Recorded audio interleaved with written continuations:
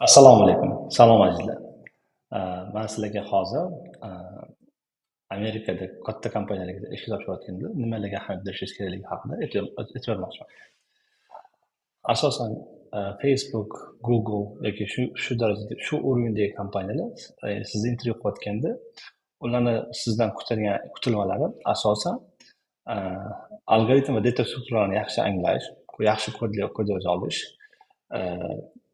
judayam yaxshi attitude va juda chuqur bo'lmasa ham sistem dizaynni yaxshi, arxitekturani qanaqa qilib katta milliardlab odamlar ishlaydigan tizimlarni dizayn qilish, arxitekturasini dizayn qilishni хотя бы anglash, u yerdagi challenging masalalarni tushunish va ularni qanaqa qilib hal qilish haqida хотя бы high level bilingiz bor ekanligini tekshirishadi.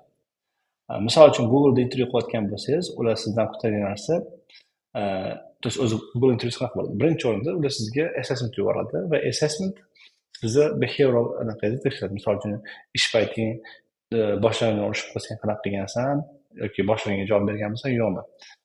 Javoblari asosan strongly disagree, neutral, agree va strongly agree kabi ko'rinishda bo'ladi.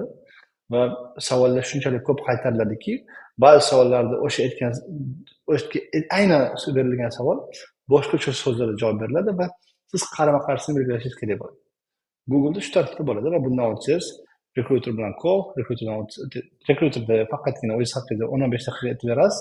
Undan o'tsangiz 1 soat phone screening call bo'ladi, u yerda haqiqiy 1 soat coding intervyu bo'ladi. Undan o'tsangiz 4 soat lead code.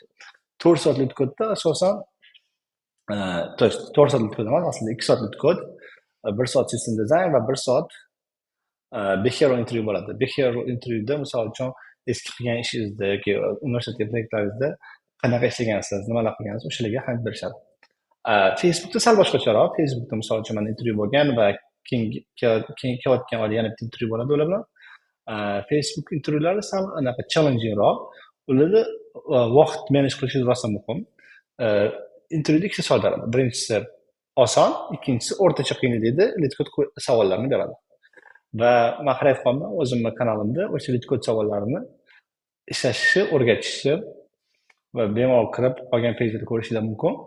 Demak, siz Toshkentdan turib bemalol katta kompaniyalarning ofislariga ishga topshirishingiz mumkin.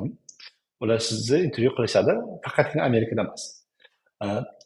Chunki Amerikada salgina topshirishingiz mumkin, baribir ham menimcha, lekin nima uchun Amerikada emas? Chunki Amerikan immigratsion tizimi salgina murakkabroq bo'lganligi uchun ular sizga petition to'ldirish kerak, birinchi vaqt ketadi, rosa qiyin.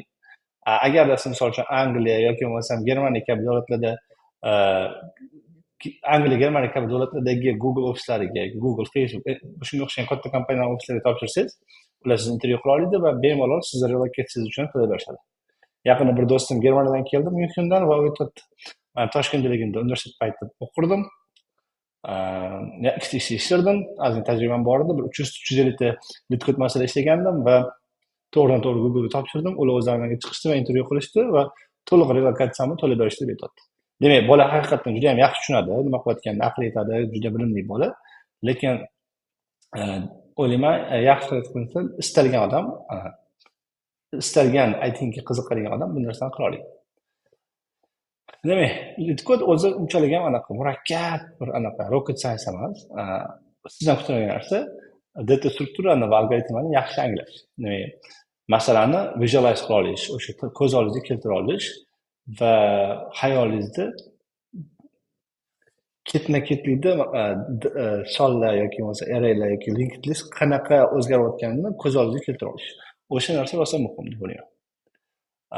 Demak, men allaqachon bitta video joyladim, o'sha binary tree level order traversal ikkinchi masalasini bitirdim va hozir qolgan masalani ham sizlarga qanaqa ishlashimni sizlarga ko'rsatib bermoqchiman.